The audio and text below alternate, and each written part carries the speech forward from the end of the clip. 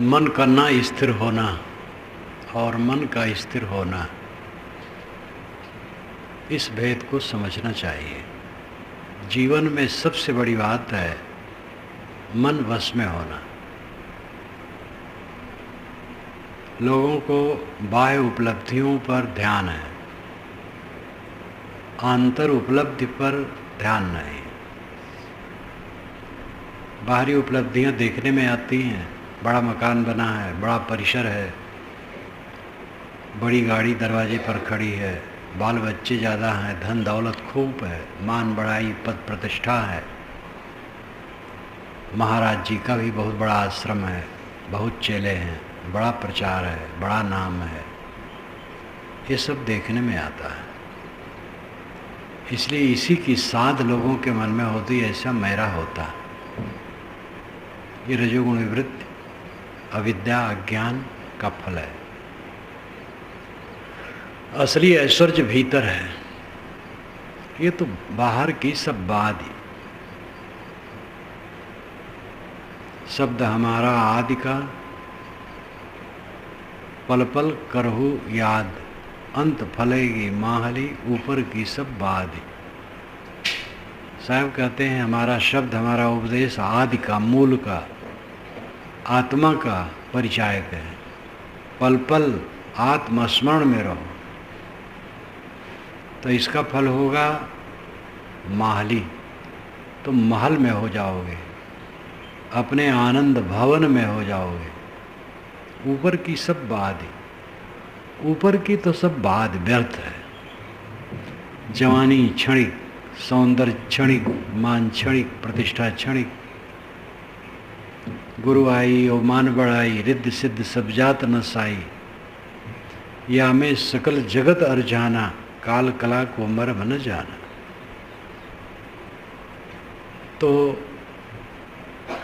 बाह्य दृष्टि होने की वजह से बाहरी उपलब्धियों का मूल्य लगता है।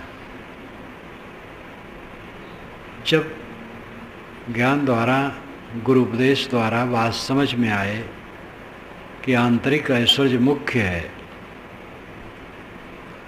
तो फिर इस पर वो ध्यान देगा। और जब साधना करेगा तो अपने आप उसका पता चलेगा। जो रोज रोज अकेले में नहीं बैठता है, अकेला नहीं होता है, वो अपने आंतरिक ऐश्वर्य को नहीं समझ सकता है। अकेले में होना तो साधना करना, वैसे अकेले में बैठे तो प्रपंच आएगा। रोज अकेले में एक बार, दो बार, तीन बार, चार बार हो, स्वाध्याय ध्यान चिंतन करो, अपने पर सोचो, तब धीरे धीरे धीरे धीरे थाह लगेगी। पारख दृष्टि प्रबल जब, सत्संगति अति जोर, रात दिना चिंतन करे, तब पावे कहूँ ठौर। ये विशाल देव की साके है। पारख दृष्टि प्रबल जब, पारख दृष्टि प्रबल हो, पारख दृष्टि, परख दृष्टि, अन्वेषण परीक्षण की दृष्टि, खोज की दृष्टि, सत्य क्या है, झूठ क्या है, अपना क्या है, पराया क्या है, आत्मा क्या है, अनात्मा क्या है, सुख क्या है, दुख क्या है, उपलब्धि क्या है, अंत में क्या रहता है। इन सब बातों पर जब ध्यान हो, विश्लेषण हो, तो अनात्मा आत्मा नहीं होता। बौद्ध लोग भी कहते हैं सब अनात्मा है, अनित्य है और दुख है। पतंजलि महाराज ने कहा अनात्मा है, अनित्य है, असुचि है और दुख है। शैलियाँ अपनी अपनी है, बात वही। साहब ने कहा बहुत दुख दुख दुख की खानी। जो अनात्मा है वो अनित्य है, आत्मा अनित्य नहीं है। आत्मा आत्मा के साथ नित्य है, क्योंकि आत्मा इकाई है, विकार नहीं है, निर्विकार है। वो जहाँ रहता है अपने आप रहता है। जागृत में, स्वप्न में, सुषुप्ति में ये अवस्थाओं में और काल में, पहले पीछे मध्य में और देश में, बड़ौदा में रहे तो, अहमदाबाद में रहे तो, इलाहाबाद में रहे तो, रायपुर में रहे तो, रूस चीन में रहे तो, किसी देश में, किसी काल में, किसी अवस्था में आत्मा से आत्मा अलग नहीं होता है और सब अलग है, सब नकली है। तो आत्मा के अलावा जो है वो अनात्मा है। जो अनात्मा है वो अनित्य है, मिला और छुटा। आत्मा अनित्य नहीं है। आत्मा आज भी है, कल भी है। आत्मा के साथ आत्मा नित्य है।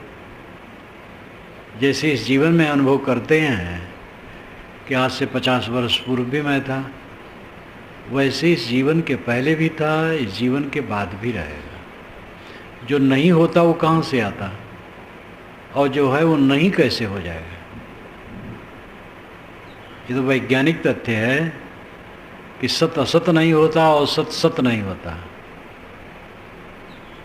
जो नहीं होता है वो उपस्थित नहीं होता है, और जो उपस्थित है वो शून्य नहीं होता है। इसलिए आत्म अस्तित्व नित्य है। अनात्म का अर्थ ही है कि आत्मा है, तभी अनात्म शब्द हुआ है। बौद्ध लोग आत्मा के विषय में निर्णय नहीं दे पाते हैं, क्योंकि उनके मूल आचार्य ने ही निर्णय नहीं दिया, चुपचाप रह गए। कहा तो अत्ता ही अत्तनो नाथो, अत्ता ही अत्तनो गति। पाली में आत्मा को अत्ता कहते हैं। सरलीकरण है पाली, संस्कृत का सरलीकरण है। सरलीकरण का प्रमाण तो यही है कि कहीं मूर्धन्य और तालब्य सा नहीं है, केवल दंती सा, सड़क का सा, और चौकोड़ वाला सा नहीं है, शकर वाला सा नहीं है, सब जगह सा।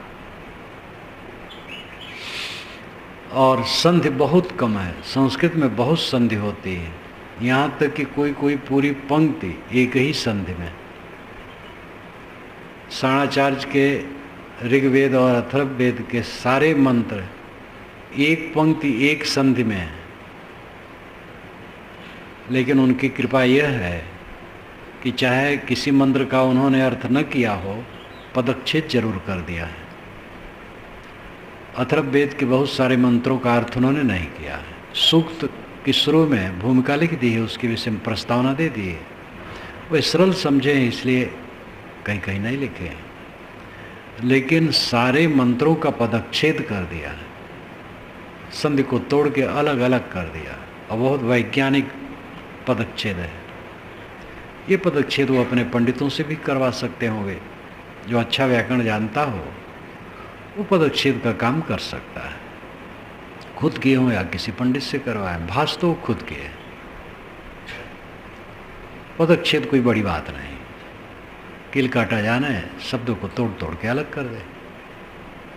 तो संस्कृत में संधि बहुत है, पाली में संधि बहुत कम है, इसलिए पढ़ने में सरल है और समझने में भी सरल है, थोड़ा जान जाए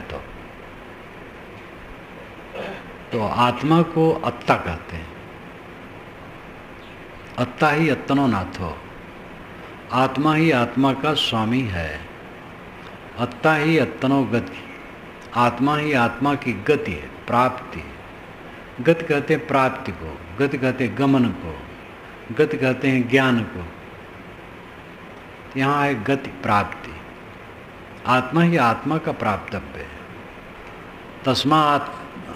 तस्मात् संयम मन। इसलिए आत्मा का इसलिए संयम करो, जैसे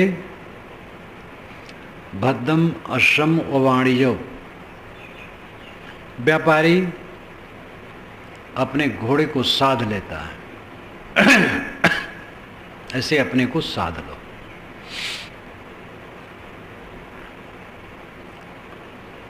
तो आत्मा तो उन्होंने कहा, लेकिन विश्लेषण नहीं किया। और मार्गों में सांख्य में, वेदांत में, पारख में विश्लेषण है। इसलिए यहाँ भ्रम नहीं है, उनके यहाँ भ्रम है। अब आगे चल कर के वो अनात्मवादी भी हो गए सब लोग, उनका मौन रहना अनात्मवाद का कारण हो गया। एनी विसेंट ने लिखा है, जो थियोसॉफिक सोसाइटी है, क्या है थियोसॉफिकल सोसाइटी, उसकी अगुआ कि बुद्ध के मत का भारत में उच्छिन्न होने का कारण अनात्मवाद भी एक है, क्योंकि वो युग था शास्त्रार्थ का। तो शास्त्रार्थ वाले ललकारते थे कि आओ शास्त्रार्थ हो जाए, तो बड़ी सभा लगती थी। तो पूछते थे कि निर्वाण किसका, तो कहते मत पूछो किसका, ये पूछो कैसे। भाई कैसे तो ठीक है पूछेंगे, लेकिन किसका। तो आत्मा के विषय में मौन है तो किसका बताओ। तो उत्तर नहीं दे पाते थे, तो हार जाते थे। हार जाने से लजा जाते थे, तो धीरे धीरे चीन तिब्बत पकड़ते चले गए, और उधर तंत्र मंत्र भर गया उनमें। महायान मार्ग उसमें निकला, जिसमें कहा गया कि पूरे संसार का कल्याण हम चाहते हैं। जब तक कोई जीव बचा है कल्याण के लिए, मैं अपना कल्याण नहीं चाहता। ये भावुकता किसी का कुछ नहीं, महानाड़ीपन। और इसी उदारता के चक्कर में पढ़ते पढ़ते वो तंत्र मंत्र तक पहुंच गए, और बहुत बुरी दशा हो गई। खान पान सब खराब, आचरण खराब, धीरे धीरे धीरे धीरे पतन हो गया। राहुल सांकृत्यायन ने बुद्धचर्या के आरंभ में विस्तार से इसको लिखा है, और यही तथ्य है। तो वह आत्मा पर प्रकाश न डाले निर्णय पूर्वक। वैसे तो पूरे त्रिपिटक में कहीं नहीं लिखा है कि आत्मा नहीं होता है, और आत्मा शब्द आया आत्ता के रूप में, क्योंकि पूरा त्रिपिटक पाली में है। पीछे के शास्त्र संस्कृत में खूब बने, बुद्ध ईसा के बाद वाले जितने शास्त्र बने हैं वो सब संस्कृत में है। नागार्जुन का है, अश्वघोष का है, बहुतों का है, धर्मकीर्त का है, दिग्नांग का है। ये सब बड़े बड़े महारथी दार्शनिक हुए हैं जो संस्कृत में लिखे। तो अनात्म वो बारंबार कहते हैं, अनात्म अनित्य दुख। अनात्म शब्द अनित्य की अपेक्षा से होता है, और अनित्य नित्य की अपेक्षा से होता है, और दुख सुख की अपेक्षा से होता है। अनात्मा है इसलिए आत्मा है। अनात्म दुख देता है किसको? आत्मा को। दूसरा दुख देता है, दूसरे खटा दो दुख नहीं होगा। द्वैत अनात्मा है, जड़ दृश्य अनात्मा है, चेतन आत्मा है। आत्मा नित्य है और जड़ दृश्य नित्य है, वो मिलता है छूट जाता है, इसलिए वो दुख है। अब आत्मा में दुख नहीं, कोई अपनी इकाई में दुख नहीं। आग को आग जलाती नहीं, दूसरे को जलाती। विजाति दुख देता, स्वजाति नहीं। इसलिए अनात्मा अनित्य और दुख बौद्ध कहा करते हैं, और उसके पीछे आत्मा नित्य और सुख है। आत्मा है जो स्वयं बोलने वाला सोचने वाला है, और वो नित्य है, अपनी अनुभूति सब समय करता है, और वो सुख स्वरूप है। अपने में रहे बस, कोई दुख नहीं। कोई दुख न होना सुख है। और तो दुनिया का सुख खुजलाहट है, संयोग का सुख खुजलाहट है, और उसका परिणाम दुख है। असली सुख है दुख न होना। दुख ना हो तो सुख की जरूरतें नहीं है। भूख नहीं लगी है तो भोजन की जरूरतें नहीं है, प्यास नहीं लगी पानी की जरूरतें नहीं है। पानी में सुख होगा जब प्यास का दुख होगा, भोजन में सुख होगा जब भूख का दुख होगा। दुख ना हो तो सुख की जरूरत नहीं। आत्मा सुख स्वरूप, आनंद स्वरूप जो कहा जाता है, इसका मतलब है उसमें दुख ही नहीं। दुख उत्पन्न होता है देह से और मन से, ये द्वैत खड़ा हो गया, इसमें दुख है। और इसका निषेध तो सभी करते हैं, अन्य लोग भी करते, बौद्ध लोग भी करते हैं। शरीर की नश्वरता, इसकी गंदगी और इसकी विभत्सता, दुख रूपता, तो काफ़ी उस पर चिंतन करते हैं। साधना सब वही है, केवल बुद्ध का मौन रहना। उनके यहाँ अनात्मवाद हो, उस समय विवाद बहुत था। बुद्ध शायद बहुत कोमल मन के थे, कुछ सूझे ऐसी हो गई कि छोड़ो, इस चर्चा नहीं करूँगा इसके विषय में, झगड़ा, काम करना है जिससे आत्मिक कल्याण हो, करना है बस। ऐसे सूझ है, सूझ सब अलग अलग हो जाती है। उसी समय महावीर स्वामी थे, कट्टर आत्मवादी थे, उनसे जेठ थे, एक क्षेत्र था, दोनों एक क्षेत्र में घुमा करते थे, मुलाकात भी होती होगी। वह कट्टर आत्मवादी थे और वह कट्टर शाकाहारी थे। अब बुद्ध की सूझ हुई कि प्रसाद में जो मिल जाए खा लो, तुम न मारो, तुम मारने का आज्ञा न दो। नेपाल में शांति चाहिए, तो एक भिक्षु बुद्ध का कोई अस्थि पदार्थ था, लंका में रखा होगा या काल्पनिक ही हो, यह है कि वो जहाँ जाता है वो पदार्थ शांति हो जाती है। तो नेपाल सरकार ने निमंत्रित किया। नेपाल में बुद्ध मत काफ़ी है, तो लंका से वह एक बड़े बौद्ध संत गए उसको लेके। तो उनके लिए बकरे मुर्गे इत्यादि लाए गए। जानते थे कि सब मांसाहारी होते हैं। उन्होंने कहा, अरे छोड़ दो इनको, ऐसा मत करो, दया का पाठ तो है, मारो मत। तो ले गए, मार के लाए तो ले लिए। तो प्रश्न आया है कि भगवान, लोग कहते हैं बौद्ध लोग मांस खाते हैं, हिंसकी हैं, गलत हैं, तो बुद्ध से कहलाया गया है। जो कुछ पाली में भी लिखा गया है बुद्ध के निधन के 500 वर्ष बाद लिखा गया है। तो कितना वो कहे थे, कितना बनाया गया तो पता नहीं। कि मैंने बुद्ध क्या कहते भूमिकम लिखा है। तो उन्होंने कहा, भिक्षुओं, एक गृहस्थ है भक्त, वह एक भिक्षु को निमंत्रित करता है और भिक्षु कोई कामना नहीं करता हमें ये चीज़ खाने को मिले। वो जाता है, उसके बिछे हुए आसन पर बैठ जाता है और भक्त परोस करके भोजन उसके सामने रख देता है, वो खा लेता है। तो उसको क्या दोष है? वो तो जानता भी नहीं था वो क्या खिलाएगा। और अगर उसने मांस दिया है तो जानवर को मारने की तो साधु ने आज्ञा नहीं दी है।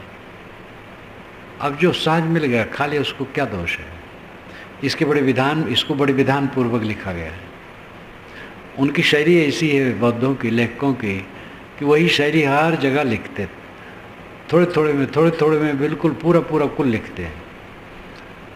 मैं तो संक्षेप में कहा, भिक्षु उठेगा, अपना चीवर संभालेगा, पात्र लेगा, चलेगा, उसके बिछाए आसन पर बैठ जाएगा।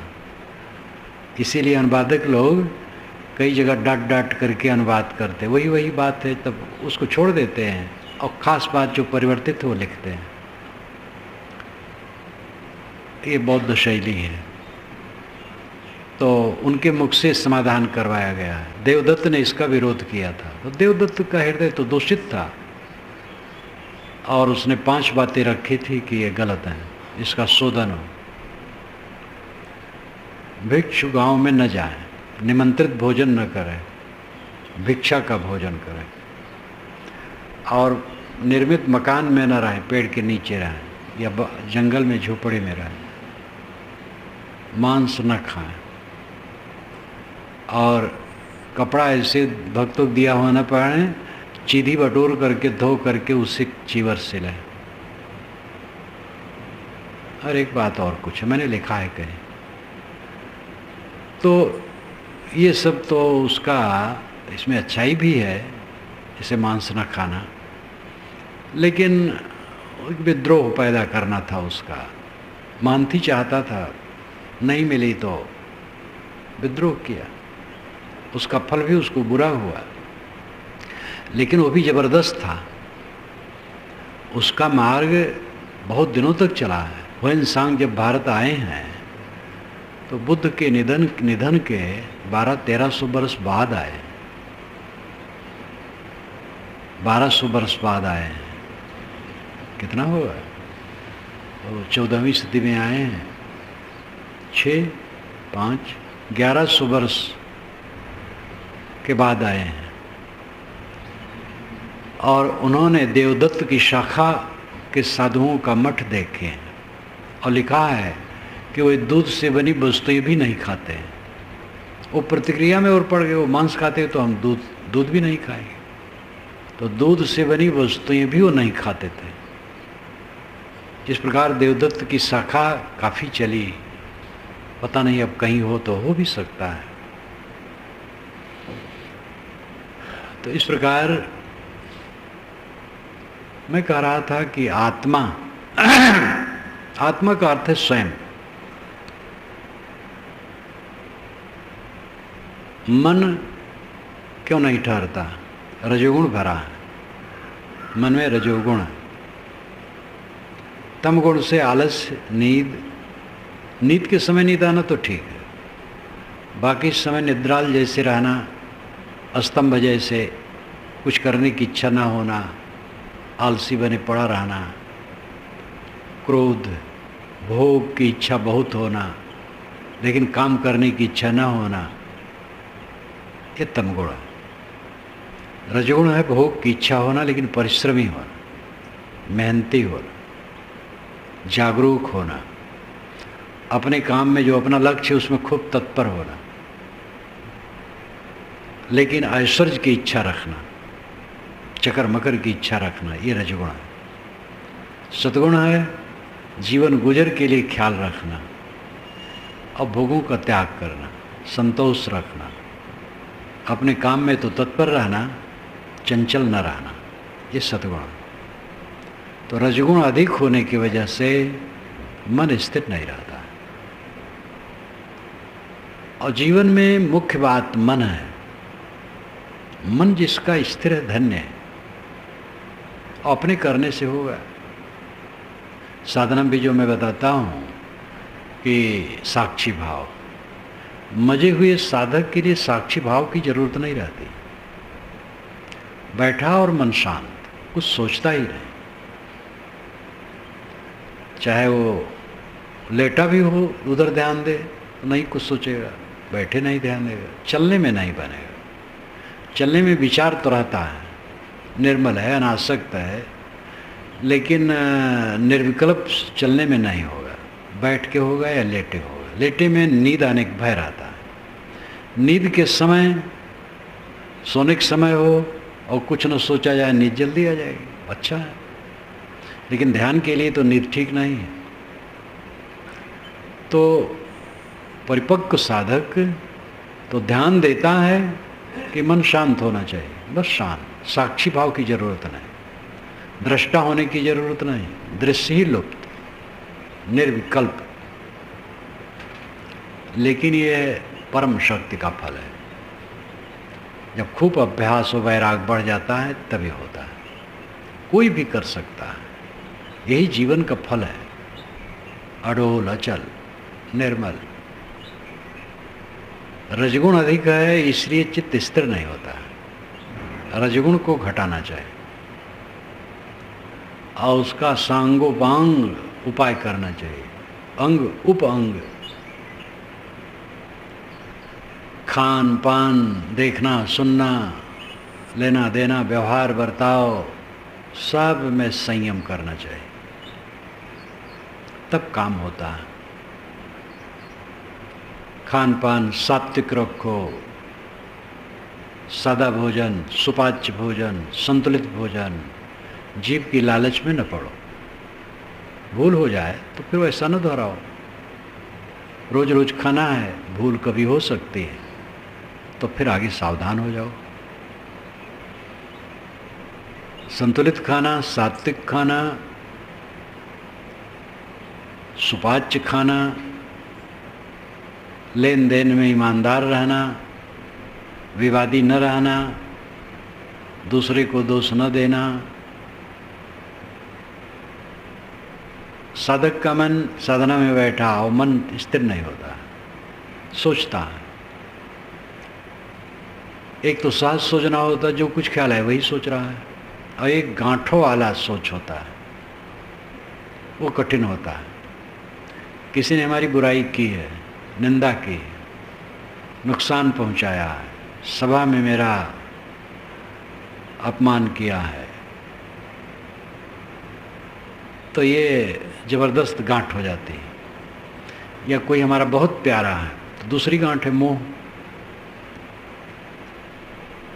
और इसमें आदमी का मन लटका रहता है, उसको लगता है हमें ऐसे लोग सुने होंगे, वो सब बुरा मानते होंगे, अपमान बोध हरदम हो रहा है, सम्मान बोध हो रहा है, जहाँ अच्छा अच्छा मिला सम्मान बोध हो रहा है, लोग हमें ऐसा सोचते होंगे, वो सब अपनी दुर्बलता है।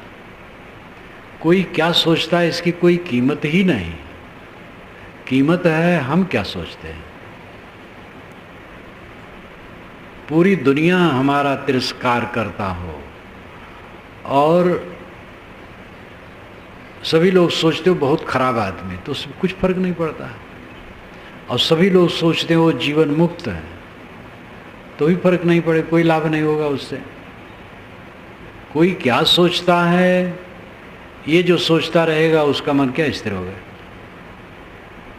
और ये व्यवस्था अज्ञान से है। क्या करें, हमारी इतनी निंदा हुई, इस प्रकार बेइज्जत किया गया, क्या करें, कैसे मन स्थिर हो। तो रोते रहो, करो चंचलता, क्या करो। अरे कोई कुछ करे, क्या मतलब होता है। विवेक बलवान होता है जब, तो द्वंद्व समाता नहीं, रही सुकाहू गांस। कबीर साहब ने कहा काहू को गांस रही। पूर्ण साहब ने टीका की काहू कहिए बेपारखी, बेपारखी को गांस फांस लगती है, पारखी पर नहीं लगती। पारखी मतलब जो समझे परख है, खाली पारखी नाम से नहीं, जो परख के त्यागे वो पारखी। तो रही सुकाहू गांस, अविवेकी को गांस फांस है, विवेकी को कुछ नहीं। हमारे लिए कोई क्या सोचते हैं कोई मूल्य ही इसका नहीं है, हम अपने लिए क्या सोचते हैं। तो इसमें क्यों मन दौड़ दौड़ करके वही सोचता है, हमारा अपमान हुआ, हमारा तिरस्कार हुआ, हमें लोग अच्छा नहीं मानते हैं, कई लोग हमारे लिए दृष्टि खराब रखते हैं, वो दूसरों से भी कहेंगे, दूसरे लोग भी हमें खराब कहेंगे। क्यों ऐसा होता? अहंकार के कारण। अहंकार बहुत गहराई में है। जब समझो अहंकार मिट गया तब भी अहंकार रहता है, बहुत गहरे में है, ये काटते काटते कटता है। अहंकार का पूरा विलय, फिर द्वंद्व नाम की कोई चीज नहीं। पूरी दुनिया हमारी निंदा करने के लिए है, निंदा करे कोई हर्ज नहीं। ये नाम रूप निंदित होगा तभी ठीक है। नाम रूप का बड़ा अहंकार है। रूप है टट्टी की टोकरी, ये शरीर तो रूप है ना, ये टट्टी की टोकरी है और उसी का एक काल्पनिक नाम है। और इस टट्टी की टोकरी में क्या रखा है? खूब निंदा सब करें, ये निंदा के लिए ही शरीर है। खूब लोग निंदा करें तभी अच्छा हो, तभी ये मन ठीक होगा। स्वामी राम तीर्थ को लोग गाली दिए तो अपने शिष्यों में आए और कहे आज राम खूब गाली पाए, मैं खूब खुश हूँ। विवेकवान थे, बहुत तेजवान थे, भावुक भी थे। अंतिम में तो वे लाल कपड़ा छोड़ दिए थे, लंबा आगरखा पहनने लगे थे। जीवित रहते तो पता नहीं कितना परिवर्तन होता उनमें। बड़े भावुक थे, वैराग्यवान थे, भावुक थे लाल कपड़ा वहाँ हरिद्वार ऋषिकेश में लाल कपड़े वाले को देखते थे, बहुत लाल कपड़े वाले ठीक ठाक नहीं। परंतु इस प्रकार भावुकता से कोई फायदा नहीं। सफ़ेद कपड़े में भी खराब होते हैं, लाल कपड़े में भी अच्छे होते हैं। ये तो उनका विषय था, लेकिन भावुक थे और सरल थे, उदार थे, निर्मल मन के थे। तो कहा राम गाली पाए, मैं खूब खुश हुआ। तो नाम रूप से अपने को अलग देखते थे, तब ऐसा कहे। इस नाम की निंदा हो बहुत अच्छा है, इस रूप का अपमान हो बहुत अच्छा है, ये हमें बांध रहा है। ऐसा ऊपर उठ जाओ, द्वंद्व नहीं सताएगा। कोई अनुकूलता का बर्ताव हमारे लिए बरतता है, उसका विचार है, विचार बदल जाएगा तो नहीं भी बरतेगा, उदास हो जाएगा, तटस्थ हो जाएगा, और भी विचार बदल जाएगा तो विरोधी भी हो जाएगा। ये दुनिया में देखा जाता है। मित्र उदास मध्यस्थ हो जाते हैं और फिर विरोधी हो जाते हैं। उल्टत पलटत प्राणी बस वासना जाने। प्राणी उलटते पलटते रहते क्योंकि वो वासना के वश है। इसलिए किसी पर अपना अधिकार नहीं मानना चाहिए। विवेकवान किसी पर अपना अधिकार नहीं मानता है। अपने पर अधिकार करना, जो यह मन को वश करे शिष्य होए सब देश। साहब कहते दूसरे के शिष्य बनाने के चक्कर में तुम पड़े हो, अपने मन को शिष्य बनाओ, फिर सारा संसार आपका शिष्य है। यही अब मलिकई तो चाहते हो, तो मन को बटोर लो, बस मलिकई मिल गई। मन को बटोर लिया, संयत कर लिया, इच्छा ही बुझ गई। इच्छा बुझ गई, सबका मालिक हो गया, अपना मालिक हो गया। अपना मालिक होना सबका मालिक होना है। आत्म विजय विश्व विजय। आत्म विजय को समझना मुश्किल है। दूसरे पर अधिकार की इच्छा, पति पत्नी पर, पत्नी पति पर अधिकार चाहता है, माँ बाप पुत्र पर, पुत्र माँ बाप पर, गुरु शिष्य पर और शिष्य गुरु पर, या कहीं भी है दूसरे पर अधिकार करने की इच्छा हमारे अनुसार हो। ये अहंकार दुखदाई है। साधु मार्ग में ही आकर के साधक हैं, अगर अपने को नाम रूप के विचारों में रखेंगे तो साधना नहीं कर पाएंगे। नाम रूप, अवस्था, परिस्थिति, अधिकार, पद, व्यवहार ऐसे यही हैं। जो अपने को अध्यक्ष की दृष्टि से देखा करेगा, मंत्री की दृष्टि से, कोषाध्यक्ष की दृष्टि से, भंडारी की दृष्टि से, व्यवस्थापक की दृष्टि से, तो उसका मन खड़बड़ाएगा। और अपने को साधक की दृष्टि से देखेगा तो नहीं खड़बड़ाएगा। ये काम करेगा जो जिम्मेदारी करेगा, बस दृष्टा बन करके। और जहाँ पदाधिकारी बना अथवा जो सेवा करता, उस सेवा के गुणों से अपने को जोड़ा, बस अहंकार आया, फिर अब व्यवस्थित बात करेगा। फिर वो गुरु के प्रति भी अनादर कर डालेगा। अपने को कुछ बन करके फिर तब बिगड़ जाएगा। कुछ न बनो, सेवा करो बस। हम सब सेवक हैं। सारा धन सदगुरु का है, हमारा नहीं। कौन सदगुरु है? हम लोगों की पंथ की दृष्टि से कबीर साहब सदगुरु है, जो मूल सदगुरु है। और वैसे सार्वभौमिक दृष्टि से देखा जाए तो सदगुरु तो अनादि है। श्री काशी साहब ने कहा अनादि काल से पारख है, पारख विचार होता रहा है। सदगुरु भी अनादि है। सदगुरु कबीर ने बारंबार सदगुरु की महिमा गाई है। जाको सदगुरु ना मिला व्याकुल दोह दिस धाय। हर जगह पदे पदे उन्होंने सदगुरु की महिमा गाई है। बीजक के अलावा वाणी में तो है ही है, बीजक में ही बहुत काफ़ी है। बिना सदगुरु को किसी को रास्ता मिलता है? किसी को नहीं मिलता। अब किसी को मानसिक विकार हो गया हो, गड़बड़ी के कारण किसी को ऐसे गुरु मिले हों, जो ज़रा ठीक ठाक नहीं रहे और भड़क गए हों, तो अगुर का वो प्रचार करने लगे हों, तो ऐसा हो सकता है। इसके विषय में भी तो ये अपनी मानसिक ग्रंथ ही मानी जाएगी। किसी को सद्गुरु ठीक नहीं मिला, गुरु ठीक नहीं मिला, उसने गलत व्यवहार किया, तो गुरु के प्रति ही अनास्था हो गई कि गुरु मार्ग ही गलत है, तो ये उसकी कमजोरी है।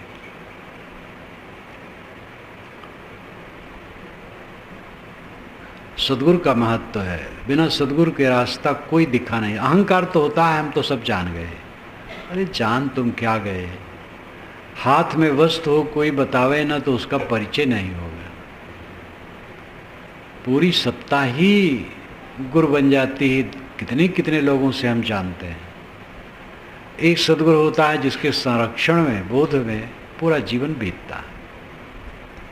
लेकिन वैसे देखो तो सद्गुरु का व्यापक स्तर है।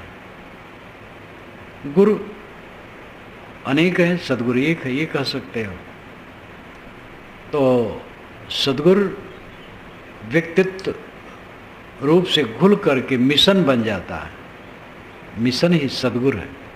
जैसे सरकार, राष्ट्रपति कहता है हमारी सरकार ने ये निर्णय लिया है, प्रधानमंत्री कहता है, गृह मंत्री कहता है, राष्ट्रपति कहा, प्रधानमंत्री कहा, मानो सब आ गए, तो सरकार कौन है? सरकार एक विधान है और विधान निर्माता मनुष्य है, लेकिन वो एक कानून है, एक विधान है, वही सरकार है। ऐसे सद्गुरु व्यक्ति है, बोधदाता है, लेकिन फिर भी वो एक व्यक्ति में सीमित नहीं है, अनादि प्रवाह है गुरुओं का। तो सद्गुरु में नाम न लिया जाए तो कोई हर्ज नहीं। सब संपत्ति सद्गुरु की। हम लोग के लिए तो सद्गुरु कबीर अंतिम सद्गुरु है, मूल सद्गुरु है। फिर बीच में जितने सद्गुरु हुए और फिर हमारे गुरु जो हमें बोध दिए हुए, ये तीन में हम विभाजित कर लेते हैं। और सहज रूप में सद्गुरु काफ़ी है। सारी संपत्ति सद्गुरु की है और सद्गुरु के हम सेवक हैं और कुछ नहीं। ये भाव रख करके निर्माण होके काम करो। अहंकार के कारण चित्त चंचल रहता है। जितना अहंकार कटेगा चित्त की चंचलता घटेगी। खान पान सादा संयमित व्यवहार, अब कोई झंझट वाला काम करेगा, लंद फंद, लड़ाई झगड़ा, कलह प्रिय रहेगा, वो क्या शांति पाएगा? लोभ बहुत रहेगा, इतना हो जाए उतना हो जाए, उसको शांति क्या मिलेगी? मेहनत करेगा, मेहनत में जो मिलेगा संतुष्ट रहेगा, उसको शांति मिलेगी। भोग का रास्ता अलग है, योग का रास्ता अलग है। भोग के पीछे हाथ धो करके दौड़ने वाला शांति कभी नहीं पा सकता। भोग को तिरस्कृत करने वाला शांति पाएगा, वो चाहे गृहस्थ हो चाहे साधु। एक सेठ मुझसे बात करते थे, बताते थे कि एक सौदा तय हुआ तो मुकर करके ज़्यादा दाम कहा। मैंने कहा ठीक है, तुम ज़्यादा दाम को वही मैं दूंगा, मैं पैसे का गुलाम नहीं हूँ। और मैंने दे दिया, पैसा मेरा गुलाम है। तो सब सेठ सब धनी लिप्त ही होते हैं, ऐसी बात नहीं है। बड़े बड़े विचारक होते हैं, उनमें भी बड़े बड़े संयमी होते हैं। वे धन के लिए पाप नहीं करते हैं, बात के पक्के होते हैं, विवेकवान होते हैं। कहीं भी विवेकवान हो सकते हैं। धन के गुलाम न रहो, धन को गुलाम बनाओ। दुनिया की वस्तुओं के गुलाम न बनो, उसको अपना गुलाम बना लो। तो थोड़ा सा अंतर है। चाबी जब एक तरफ घूमती है तो ताला खुल जाता है और दूसरे तरफ घूमती है तो ताला बंद हो जाता है। वही चाबी है, वही ताला है। वैसे वही मन है, वही तन है। दृष्टि बदली तो सृष्टि बदली। जब ये दृष्टि हो जाती है कि हमें शांति चाहिए, परम तृप्ति चाहिए, परमानंद चाहिए, तब उसके रास्ता में वो लग जाता है, ये रास्ता कौन है। तो ये रास्ता त्याग का है, निर्विवादित्व का है, झगड़ा का नहीं। तनिक तनिक बात को लेकर झगड़ गए, शांति खो गई और बढ़ गया। लोग 150, 200, 400, 1000, 2000 रुपए की ज़मीन के लिए लाखों लाखों खर्च करके मार पीट, जेल, सजा सब भोगते हैं। अविवेक के कारण है। विवेकवान संभल करके चलता है, बचा के चलता है, हर जगह बचा के वो सुखी रहता है। अहंकार को मिटाए बिना ये बात समझ, जो सूक्ष्म विषय है अंतिम, मन क्यों नहीं ठहरता है।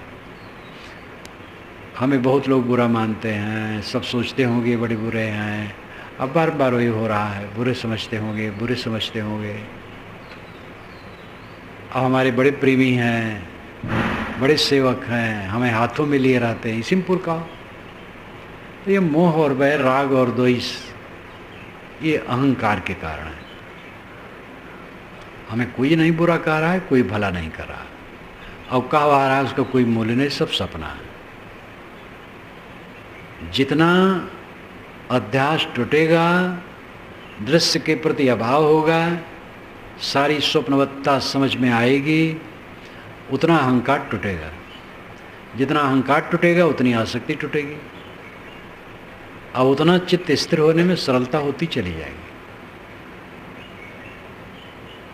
इसलिए इस बात को समझने की जरूरत। साधारण आदमी अपना चित्त किसी प्रकार एकाग्र कर ले, थोड़ा कोई क्रिया योग में थोड़ा आदत तो बनाए, बहुत अच्छा है, कुछ तो करे। लेकिन आगे चलने के लिए अहंकार का विसर्जन साधक की सबसे बड़ी साधना है। अहंकार दुश्मन है, महाशत्रु अहंकार है हमारा। हंता माँ सब ही पड़े, हंता देखे साध, हंता ते न्यारा रहे, गुरमुख दृष्टि आबाद।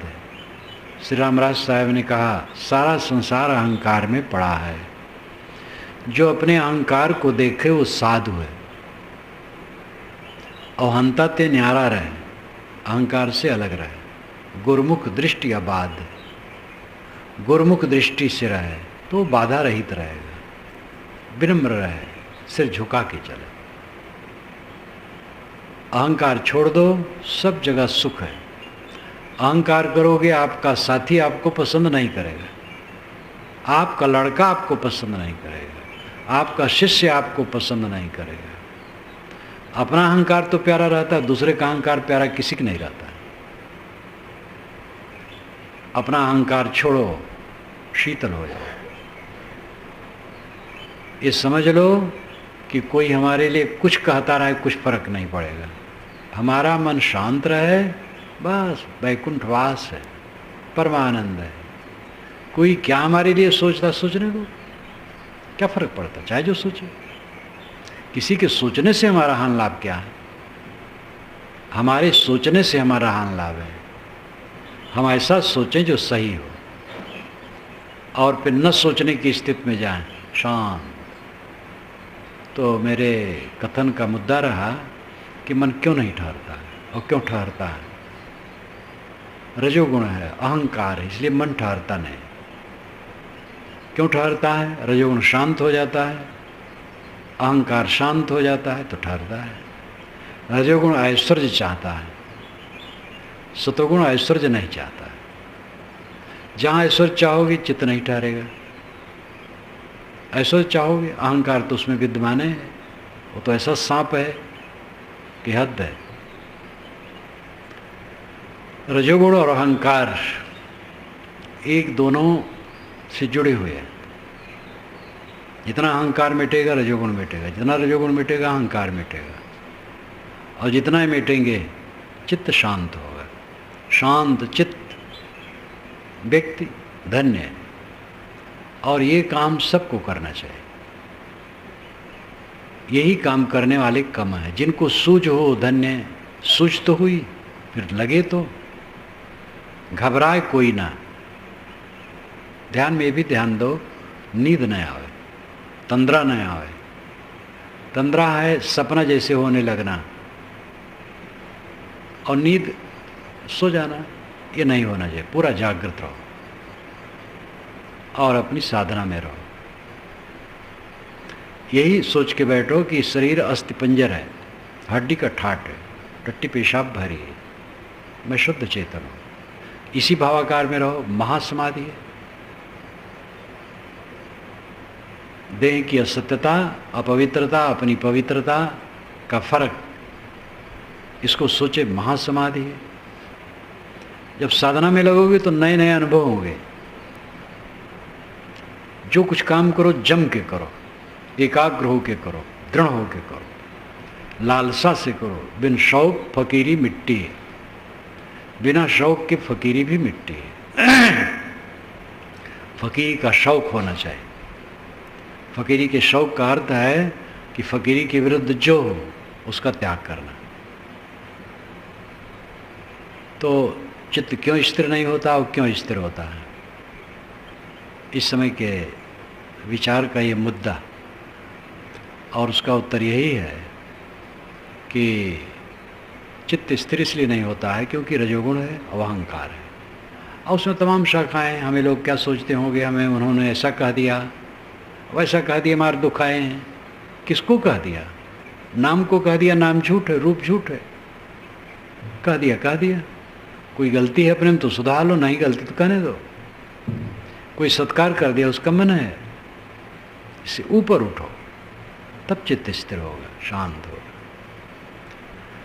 अहम शुद्ध चैतन्य ज्ञान स्वरूपम अजरहम अमरहम अखंडम अनूपम अहम शुद्ध चैतन्य ज्ञान स्वरूपम अजरहम अमरहम। ये शब्द में त्रुटि है। अजराहम अमराहम इसमें शुद्धि है, लेकिन प्रवाह अजरहम अमरहम में बनता है, इसलिए मैं पाठ अजरहम अमरहम का करता हूँ। शुद्ध है अजराहम अमराहम अखंडम अनूपम, तब पदच्छेद में सही अर्थ बैठता है। इसलिए अजराहम अमराहम भी पाठ करे तो अभ्यास बन जाएगा, तो सरल हो जाएगा। अहम शुद्ध चैतन्य ज्ञान स्वरूपम अजराहम अमराहम अखंडम अनूपम अहम शुद्ध चैतन्य ज्ञान स्वरूपम अजराहम अमराहम अखंडम अनूपम अहम शुद्ध चैतन्य ज्ञान स्वरूपम अजराहम अमराहम अखंडम अनूपम। अहम नाम मैं। अहम का अर्थ हम नहीं, हम बहुवचन होता है हिंदी में। अहम का मतलब मैं, एक वचन। अहम शुद्ध चैतन्य, मैं शुद्ध चैतन्य हूँ। और ज्ञान स्वरूपम, मेरा स्वरूप ज्ञान है। अहम शुद्ध चैतन्य ज्ञान स्वरूपम अजराहम। अजर अहम पदच्छेद में हो जाएगा। अजर हूँ और अहम, अहम मैं। अजराहम, अहम अजर, मैं अजर हूँ। अमराहम, मैं अमर, अमर अहम पदच्छेद में हो जाएगा। अजराहम में अजह अहम किया जा सकता है। अजरहम में अजरहम कहा जाए तो अजह अहम हो जाएगा। लेकिन अमरहम में अमर अहम नहीं बनता है। आधा रा अमर में नहीं रहता। और अजह में आधा रा से विसर्ग बन जाएगा, तो इसलिए पदच्छेद में अशुद्ध हो जाता है। अजरहम अमरहम में, अजराहम अमराहम में पदच्छेद में शुद्ध रहता है। तो अजरहम, अजराहम, अजर अहम पदच्छेद होगा। मैं अजर हूँ। अजर जो जीर्ण न हो, क्षीण न हो, अजर अहम। अमराहम, अमर अहम, मैं अमर हूँ। अहम शुद्ध चैतन्य ज्ञान स्वरूपम अजराहम अमराहम अखंडम अनूपम मैं अखंड हूँ, टूटता नहीं। अनुपम, अन उपमा रहित, उपमा रहित, अन उपमम, उपमा रहित। आत्मा के लिए दूसरी उपमा नहीं है, क्योंकि आत्मा के अलावा अनात्मा है, उसका प्रमाण नहीं हो सकता। तो आत्मा अपने आप में उपमा रहित है, ये इसका अर्थ है बस।